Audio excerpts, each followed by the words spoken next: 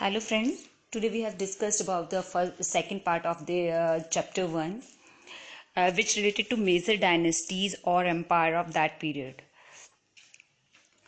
तो जो ये वीडियो है ये हमारे सेकंड पार्ट से रिलेटेड है अकॉर्डिंग टू योर सिलेबस।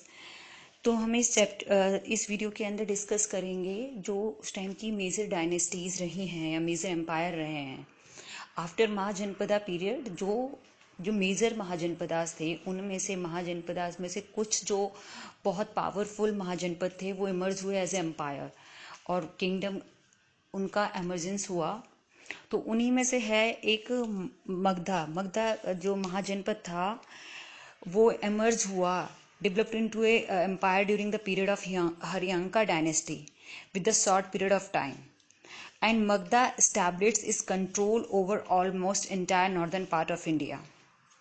तो जो establishment of Mauryan empire बोला जाता है वो बोला जाता है कि the last Nanda ruler Dhananda was highly unpopular due to his oppressive tax regime. Also post the Alexander invasion of the northwestern India, that region faced a lot of unrest from the foreign powers, and they were ruled by the Indo-Greek ruler. And Chandragupta, with the help of his teacher Kautilya, usurped the throne by the defeating Dhananda in 321 BC. तो उस time पे इन्होंने 321 BC में चंद्रगुप्ता ने with the help of the Chanakya, his teacher is also known as a Kautilya, उसकी help से Nanda dynasty का जो लास्ट रूलर था उसको हराकर मौर्यन डायनेस्टी की स्टैब्लिशमेंट किया।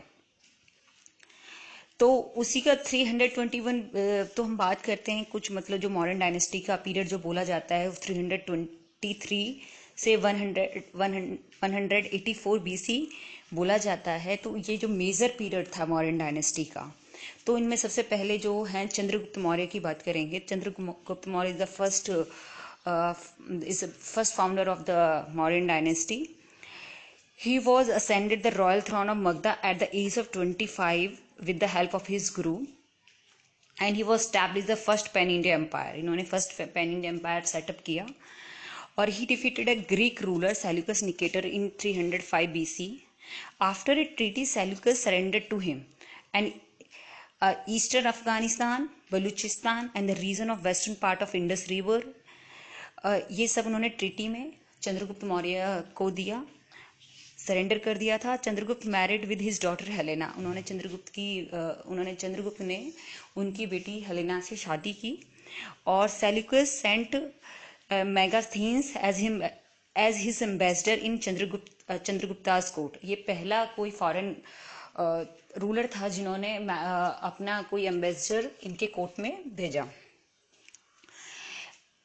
The parts of Kabul, Herat, Kandahar, Punjab, plains of Ganga, Bihar, Bengal, Gujarat, Kashmir were included in his kingdom. Later he was invaded South India also.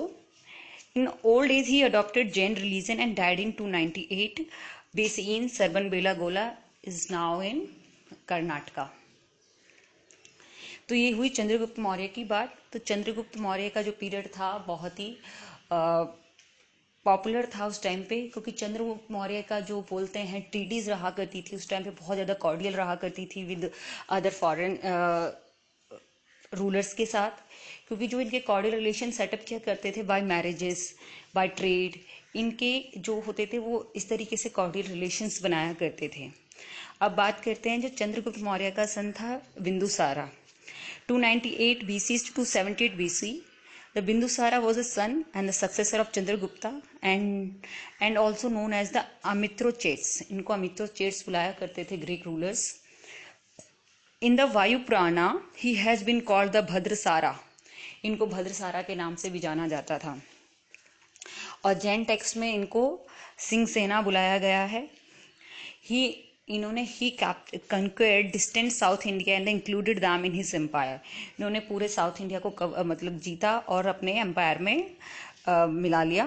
During his reign, the revolts took place in the Takshila. To crush these revolts, he was sent to Ashoka. That time Ashoka was his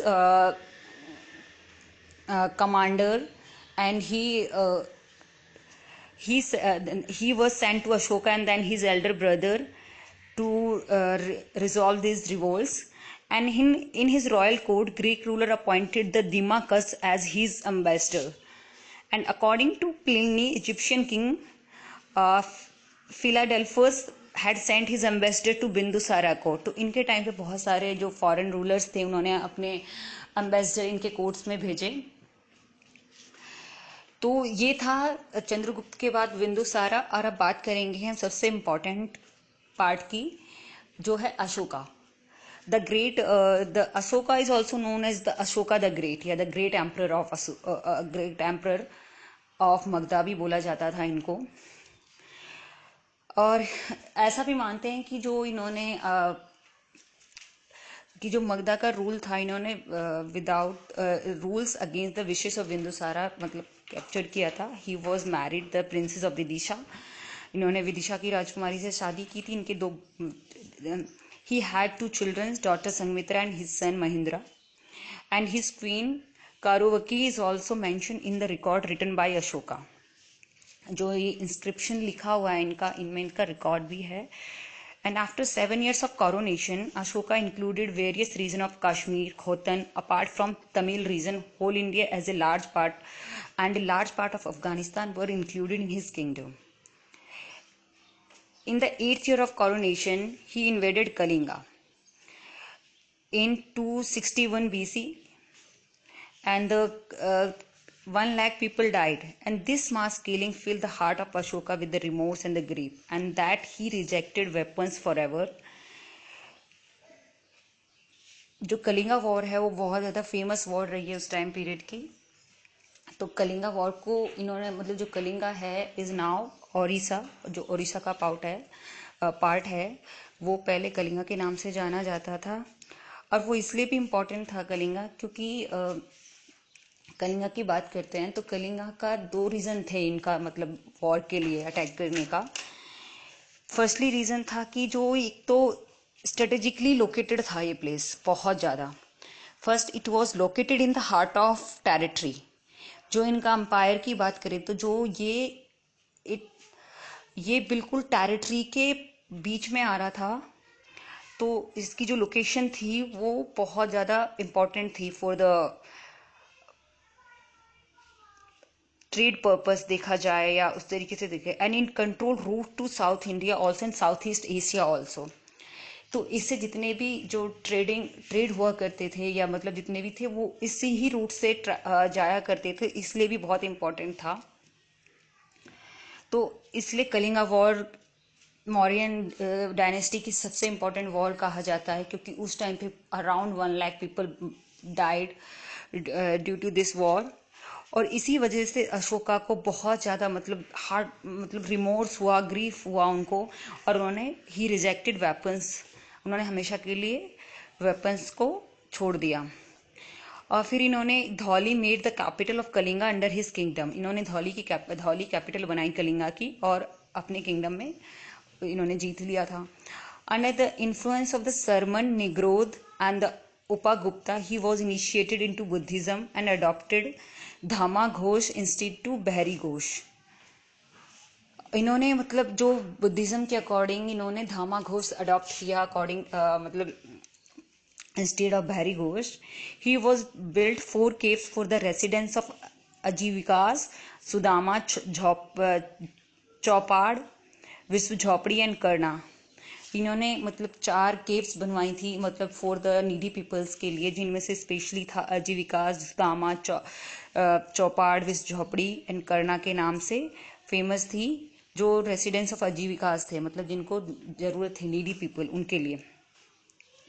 In the 10th year of coronation, he undertook a religious journey to Bodh Gaya and the 20th year to Lumbini, जो अब कपिल वस्तु भी है मतलब कपिल वस्तु के नाम से भी जाना जाता है. लुम्बिनी नेपाल एंड बोध गया इन बिहार के अंदर पार्ट है. And he was reduce the rate of tax from 1/6 to 1/8. और जो इनके बहुत फ्रेंडली रिलेशन हुआ करते थे विद हिज नेबर, जैसे चोला चेरा, पांड्या, केरला ये इनका मतलब नेबरिंग इंडिपेंडेंट स्टेट है जिनके साथ इनका बहुत अच्छे रिलेशंस थे। और ये सब चीज़ इन्होंने अपने इंस्क्रिप्शन में लिखा है। इंस्क्रिप्शन जो है इनके मेनली 2 स्क्रिप्ट में लिखे हुए हैं, एक तो ब्रह्मी स्क्रिप्ट है और एक है खरोष्ठी स्क्रिप्ट, जो कि मेनली पाकिस्तान के पार्ट, जो पाकिस्तान वाला पार्ट में मिलता है। और जो ब्रह्मी स्क्रिप्ट है वो इंडिया में मिलेगा, उसमें भी इन्होंने 3 प्राकृत, संस्कृत और पाली जो लैंग्वेज हैं वो यूज़ की हैं। And A minor rocks addict associate with his coronation, इन्होंने एक माइनर रॉक्स एडिक्ट भी बनाया है जिनमें इनका कॉरोनेशन का पूरा पीरियड को डिस्क्राइब किया गया है कि जो जो इन्होंने अपने मतलब इनका पूरा जो लाइफ स्पेन है वो पूरा उसमें दिखता है। Ashoka called himself as a Buddha Sakya, Buddha Sakya बोलते हैं जो सेंट्स होते हैं, बुद्धा जो सेंट बुद्धा होते हैं तो उनको ही बुद्ध साक्या बोला जाता है, एज ए मुनि, बुद्ध साक्या मुनि। तो ये अपने आप को himself is called as a Buddha Sakya. इनके जो फेमस 4 इन्होंने अपने पीरियड में स्टार्ट किए थे, तो पहला था Dhamma. Dhamma is a Prakrit word and in Sanskrit is called dharma.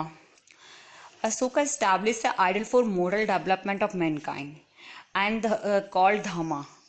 ये तो Ashoka definition of dhamma has been given in 2nd and the 7th rock edicts. इनकी जो रॉक एडिक्स हैं 2nd और 7th, उनके अंदर ये सब चीज़ मतलब डिस्क्राइब है, रिटर्न है ये जो धामा के बारे में। According to him, the shunning sinful actions, welfare of the world, compassion, charity, truth, purity of action is dhamma. And it also includes sanity, nature, saintly nature, performing works of welfare, shunning all evils, good behavior, compassion, charity, gratitude, non-violence, obeying one's parents, respect of one's guru, being charitable towards one's friends.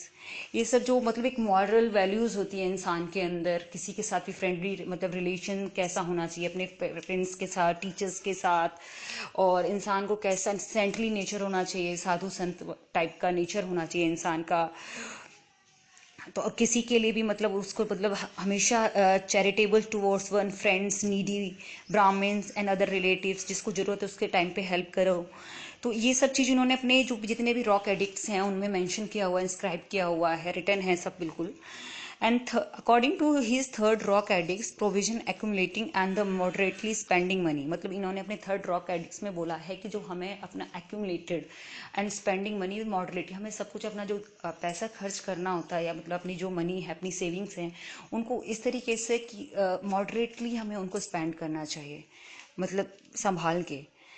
Ashoka expressed his belief in the Buddha's 3 Ratnas, Buddha, Dhamma and the Sangha. Sangha is also called council.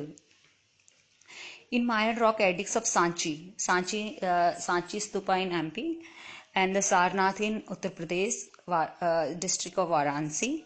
And he ordered the Mahamantras of the Kaushambi and the Pataliputra to banish such bhikshus